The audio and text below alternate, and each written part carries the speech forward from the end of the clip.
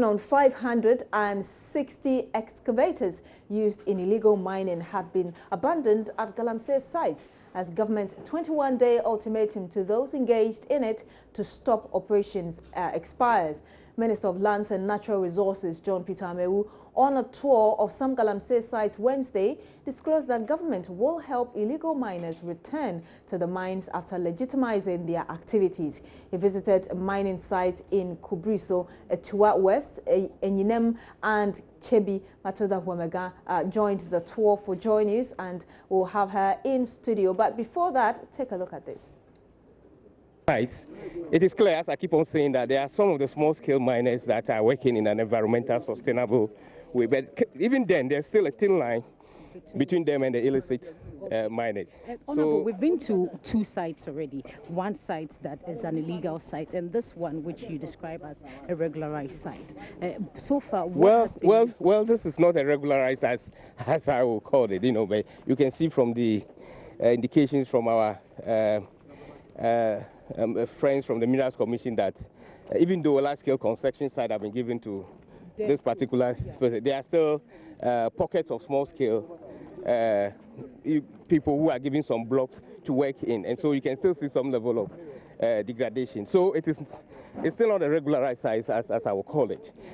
A concession may be given, that doesn't make you, a non-illicit miner. You have a concession, but you come back and do it wrongly. You are equally an illicit miner. So describe them as illegal miners? They are all illicit miners. I mean, you have a license, but if you are not operating well, the people that are not operating, it's not a name that we are looking at. It's not the fact that you've got a license, and so that is all. But you got a license, what are you doing with that license? You are polluting the environment, you are destroying the water bodies, you are cutting down people's cocoa farm. The license does not mandate you to do that, and that is what we call an illicit activity. For you, what would you say? Does it look good? Does it look like we're winning the fight already? Well, it's too early yet, it's too early yet, but I'm hoping that this is going to be a long-term, project that we are all running, and I'm praying that all of you are going to be with me to end maybe in the next 5 years. And so it's good that they are withdrawing. We will be talking back to them. The Minerals Commission are going to re-engage some of these things to see how we can integrate them properly to do mining. But this will take some time. And so let the sanitization as we are doing continue. And a lot of them are going to engage with the Minerals Commission and its team, to see how we can bring them back to the formal sector. But for now, the sanitization of the system is very critical for us to identify these various sites as we're doing. So like I just told you, my colleague Matilda Huemega joined that tour. She's in the studio with me. Matilda, first of all, as you went round, what critical things did you observe? Beatrice, for one area within Kubriso, a town within the region, the eastern region, what we found out is that these areas that have been leased out, there's this particular site that have the legal permit to operate.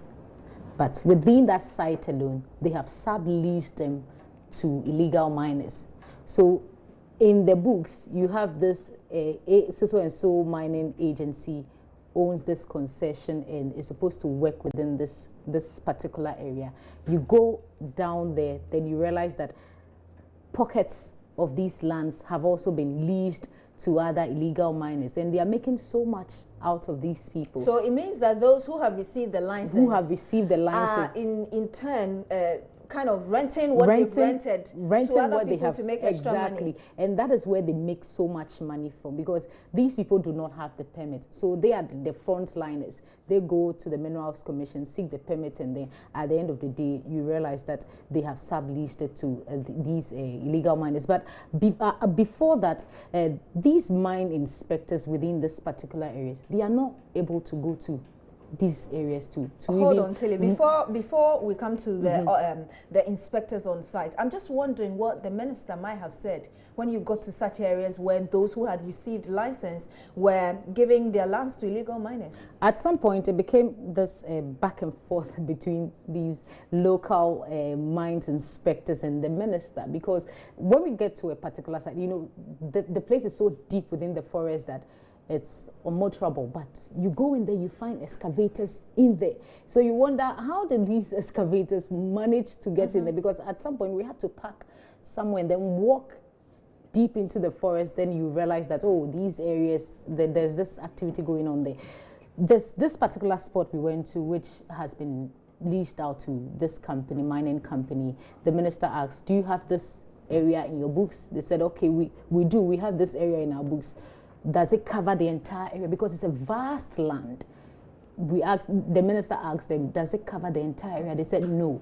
So how come you were unable to monitor these? They tell you we're unable to come here. And you were just about introducing the inspectors who have issues. Exactly. What exactly did they say? They have issues. One, I don't know if it's lack of logistics that is a problem, because one thing they mention is that this particular area, we don't go there. We don't use this route. It was some flimsy excuse, and the minister was a bit upset about the way and manner in which they are going about the activities within that area. So I've been an inspector within that particular area has been speaking to us on their difficulties in reaching some of these areas. Should rather listen to what we, the Minerals Commission, will tell them to do. If they come to us and we give them place to work, they will have no problem. Because one, we will give them a place that we know that they are working. And we will be directing them as to how they should be working. By so doing, nobody will work near or into the underlying water bodies. And all their muddy waters will be well contained, and they will not be polluting the environment. That is what we've been asking people to do. But when we have the case where somebody just jumped in here, as we can see, nobody has issued any license here or a permit here for them to work. So if you come here to work, and as we can see also, here is a swampy area. This place leads to a nearby stream. So once they work and all their muddy waters and the underlying water bodies here get polluted, and then we are all at a loss as a nation. But you are in the area. You're supposed to work for the commission and you live within the area. You pass here every day. This is not your first time maybe you've seen this activity. This things have been ongoing. Have you made any attempt of coming closer to this guy and tell them, look, my friend, you've not been given a license, even whether you are given a license or not. Now there's a thin line between those you gave the license and those that were not given the license at all. Have you ever made that attempt of coming to the side and say, look, my guy, what you're doing is wrong? Have you, as a worker of the commission? Yes. Yes, that one we will, like you said, if I have had the chance to pass here, definitely you would have seen some. We will not look at some of these things, we will not look at it unconcerned. If some person, as you can see, while we were driving towards this place, it's not an area, this is the road that we don't normally pass. If this place is very close to the road, if we have had a chance of passing here, we would have come to stop. Now that all of us as a nation have seen, I would have even employed you, the pressman, to also be our informant. I tell you. But yeah. They are not here with you. You know that this particular area, for this site alone, they do not have the license to operate. So what exactly is stopping you as a body to stop them from working here? I tell you honestly that if I had been here, if I had passed here, this equipment, I would have asked that it be removed. But I'm asking, what is stopping you from coming here? You mean now? Yes. Well, now, before, not that I don't come here, but I do go to other areas. And what I'm saying, if I have had a chance to pass here, I mean, such a thing wouldn't happen. So will you close this down? Will you close this down? And I've been joined right in the studio now by the GJA president, Mr. Afel Moni, and he is also a member of the coalition. To talk about this, you're aware that the coalition has been championing a campaign against illegal mining. And thank you very much for joining us, Mr. Moni. Thank you, Beatrice. So first of all, you launched this campaign some weeks ago. What would you say has been your achievement so far? Tremendous, because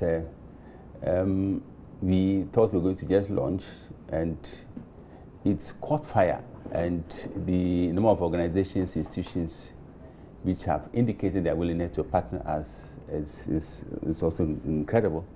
And within the 3 weeks after we launched the campaign, the intensity, the audacity, and the ferocity with which we championed this campaign, just incredible. And we are not going to stop, because we believe that this is a fight which is winnable, and if we can win this war, by sustaining the campaign and even increasing the momentum with the confluence of time. Let me say that Matilda Womega, my colleague, is still in the studio with us, and we'll continue with the discussion with her. But let me continue with you, Mr. Moni. The 21-day grace period expired last night. What is next, apart from sustaining the campaign like you just said? We have declared tomorrow a red day. We're going to put on red attires to demonstrate that our eyes are red, so to speak, and that this campaign will not stop. This campaign will continue as long as Galamsey persists. And we're going to mobilize our members throughout the country, especially the media houses, to do special programs to create special awareness on the need to fight and win this war. We also distribute leaflets. We also continue with a 1,000 signature campaign. I don't know how far we've reached, but it's also catching fire. And we also lined up a number of programs which we intend to unfold to aid this all-important war against Galamsey. I'll come back to you, Mr. Moni, but Matilda, one other issue that has also come up is that some of these inspectors on site are compromised. Yes, that was what we realized yesterday, because there was this particular officer who was on the tour with us, and his actions throughout the tour was a bit questionable, because this is an unannounced visit to some of these sites. Typically, you would find them working within these areas, but before we get there, the people have already vanished. And there was one site we went through that there was a very shorter route we could have used. He made us use the different routes and all that. When we came out from the other side, then we saw the operators on motorbikes. They were off.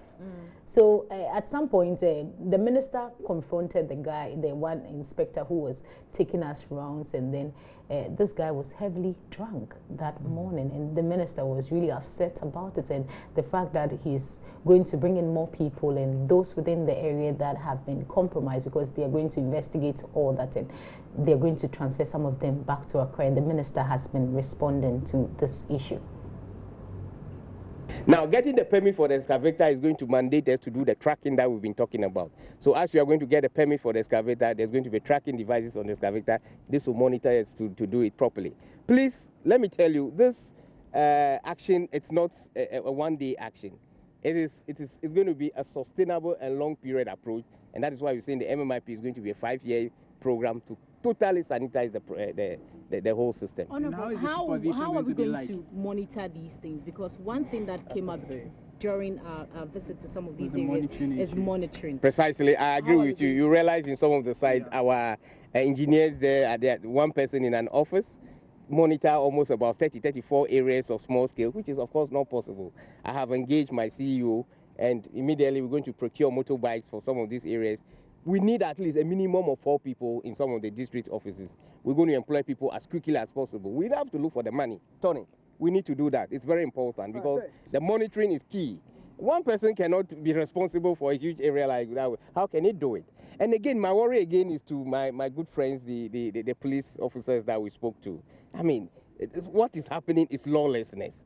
You don't need Tony and myself or my deputy minister to come and tell you that what is happening in your district, you need to act. The police officers are there. The law enforcement agencies are there. Lawlessness has nothing to do with the minister responsible for mines. They have to act immediately. And I'm extremely grateful to the CJ, for coming out with these 12 courts that have been established to deal with 14 courts to deal and process illegal Galamsey cases. Of course, that is a swift reaction, and I'm extremely grateful for that. We are going to go after this guy. We'll keep on going after them. They should not think that they are going back. But I want to say that I'm extremely happy for having lived up to the 21-day expectations of the duration we've given them. That is good enough. We will come back and talk to them, but for now, they shouldn't go back. We want Matilda. What is this perception at one of the sites? Some of these officers you described are being compromised in one way or the other. How do you address this issue? Well, Professor, I agree with you. You saw our district manager we met today, Yao. Where is Yao? Yeah, this is the gentleman we met today, heavily drunk. And so how can such a person, you know, be responsible for what we are doing? And we are asking that he should be immediately transferred back to Accra. He is going to work in my office. I'm going to put him in my office. If you put people like this to work, there's no way you can expect any accuracy in terms of monitoring. So I agree with you. The difficulty have to do with some of the people we have on the site. Exactly. So monitoring is a problem, and immediately we're going to enlarge the numbers of people we have. One person is not enough for a huge area like this. We need to increase the numbers, provide them with what is responsible to enable them do the necessary work. They're asking for motorbikes. How much does it cost to provide motorbikes? At least 4 motorbikes per district. This should be done to make sure that monitoring is key.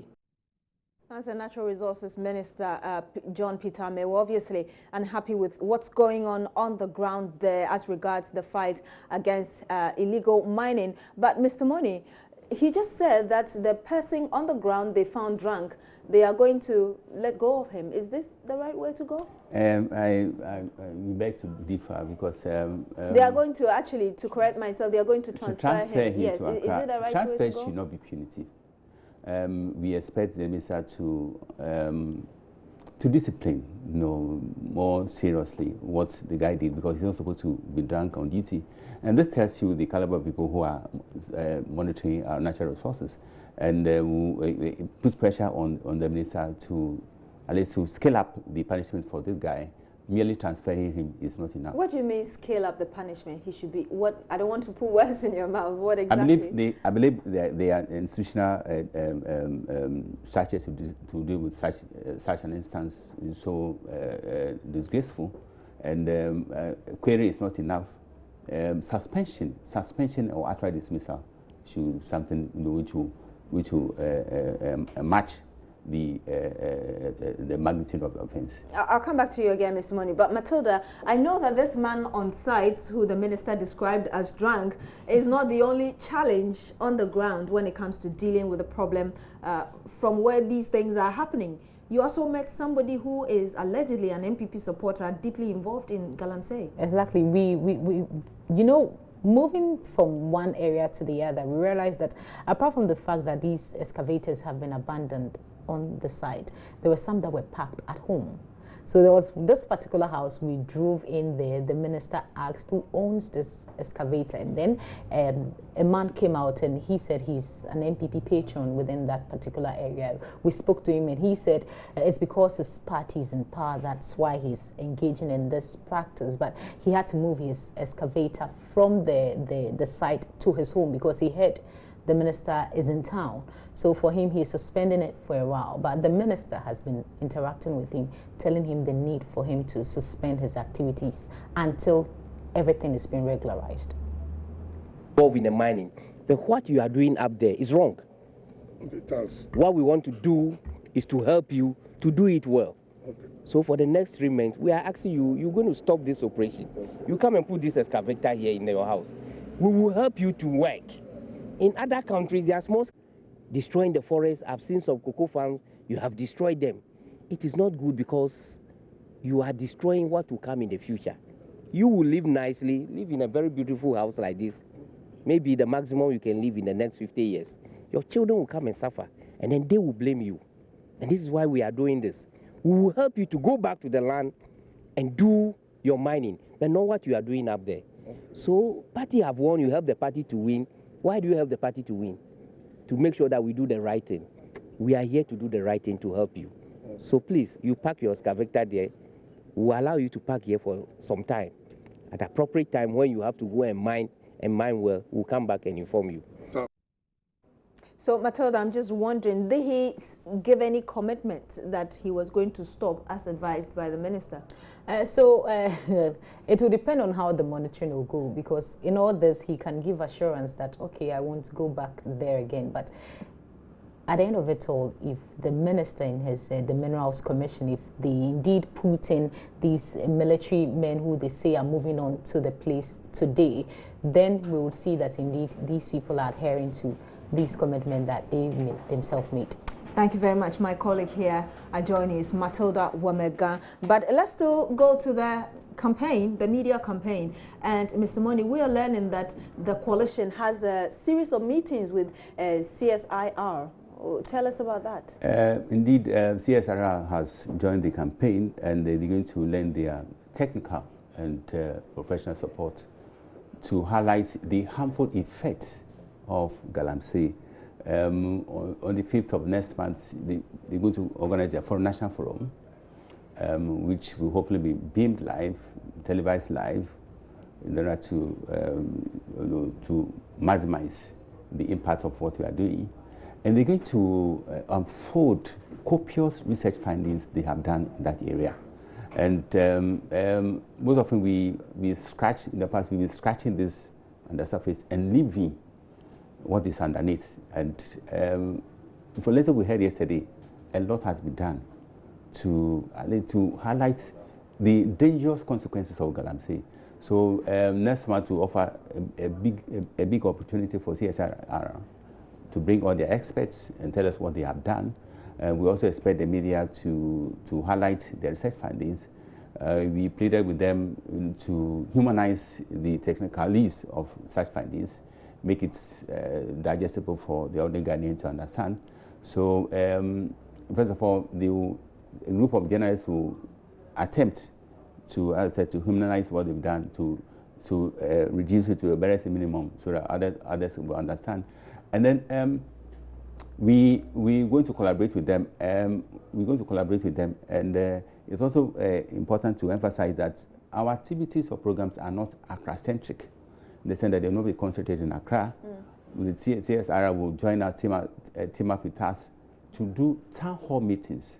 In fact, we're taking the campaign to the galamsey endemic areas, where we organize town hall meetings, and the experts will come and then try and educate, sensitize the people, the dangers to which they are exposed if they allow galamsey to take place under their watch. So some of the town hall meetings will take place in Chebi, and in Nkoko, many parts of the Eastern region. We also invade the Western region and Northern regions. And as I said, it's going to be, this campaign will be sustained because the momentum is so high, and there's no need to lower this momentum. I'll come back for your final words, Mr. Money. But first, Adom FM's editor, Kofi Adoma, spoke to a Chinese man involved in galamsey activities in Ghana. He justified the activities, claiming they only rent the equipment to Ghanaians. Years have you been in Ghana? 10 years. 10 years. Wow. How do you see the country? Oh, it's a beautiful country. I like it here. Same like my second hometown. Oh, okay. Yeah. Your second hometown. You love Ghana. Yeah. But second, there is this issue of Chinese and galamsey. What do you know? Is that really the case? No, really, Chinese don't have any galamsey because Ghana, he no longer is fortunately do galamsey. But it's Ghanaian people, he can do small scale mining. But he not have money. But he need our Chinese people, technical engineer and system. Is a machine. And the Ghanaian people interested for Chinese people coming together partner and do is small scale mining. That's where I do that. We rent machine for Ghanaian people, and together partner I do for mining. Oh, okay. That means no one can blame the Chinese. If someone is to be blamed, is the Ghanaian. No, Chinese earlier, single Chinese people no can do any mining for Ghana, because Chinese people he doesn't know where is it half gold, where half is land. If your house you don't know me, how can you enter your house? That is a partner here. Fine for us, and because we will have a machine, we are happy for them together do business. Okay. So how do you feel when you hear, let's sack the Chinese from Ghana, they are spoiling our water? How do you feel? No, really, your Chinese will not spoil water, because water side, also 70% is Ghanaian people. He do Changfa machine, you know, small use empty drums, put for Changfa machine, he broken for waters. Chinese people is, I know, so no is close, too close is the water side. That way I know, because I know go there, because you only rent machine for Ghanaian people. If our company also have a machine, rent every day charge for them, give the business. Mr. Moni is still in the studio with us, but we do know that government says that it is beginning to deploy military armed security men to these sites. How would the coalition come in to help? Well, before I answer this question, let me comment most highly the distinctive quality of this reportage. It shows not only your pedigree, but also your commitment and passion to fight this menace called Galamsey. The reporters and editors and the cameramen deserve tons of commendation for what you've done. On the issue of military men being deployed to Galamsey sites, this is the first time such an action has been taken, and we pointed out, and it bears repeating, that Polycarp has been so conspicuous with its absence in the fight against Galamsey. We thank God this government has plucked up this will, and we hope they will sustain it. There will be occasions where British military men on their way to Galamsey sites have been called to timber because of the powerful people who are involved in Galamsey. They are so powerful that they can penetrate the impenetrable, the highest echelon of government, and then order troops on their way to Galamsey site to come back, to withdraw. And if this time around we are told that they are not only going to scratch the surface, but deal surgically with Galamsey, then so be it. We applaud the government for doing that. But we monitor. In fact, one of the things we're going to do is to ask our people throughout the regions. We're also collaborating with the NCC. Like I said, we had a meeting with NCC. And the NCC, have their presence in all their districts. In fact, we've roped in all their district personnel who give us reports about what is happening. And basically, one essential component of our campaign is naming and shaming. And the naming and shaming is so more punitive than even slapping the heaviest fine on perpetrators of Galamsey. So we're going to name, for instance, some of the people who have been identified. They deserve to be so named and shamed. And I believe it's not enough. It's just a slap on the wrist to ask somebody who is deeply involved in Galamsey to move his equipment from site and just transfer somebody who's heavily drunk to Accra. We'll take it up and ensure that the right punitive measures are exerted on these people to serve as a deterrent to others who are deeply involved in Galamsey. Your final words, Mr. Moni? This is a fight, as I said, which is winnable, and there's a Malian proverb which says one finger cannot wash the face. But it requires that all fingers, contextually, every media house should replicate what Joy FM and City FM are doing. They should also team up with the coalition, because this is our greatest contribution to the fight against Galamsey. And indeed, history will hold a special place for the present generation of journalists for taking the fight to the highest level as far as Galamsey is concerned. Thank you very much. And you were just watching Afel Moni. He's the president of the Ghana Journalists Association.